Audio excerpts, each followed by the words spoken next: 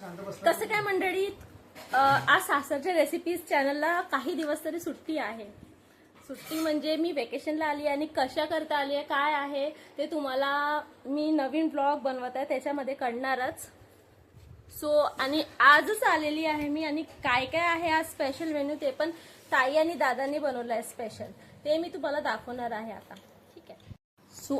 आज आहे मेन्यूला fish curry, fish fry, चपात्या ते पण तेलाच्या, निंबू आणि कांदा, हे सगळं. हा, राईस पण आहे. मी राईस नंतर खाते म्हणून आता काही दाखवलेलं नाही आहे. खूपच टेस्टी जेवण आहे.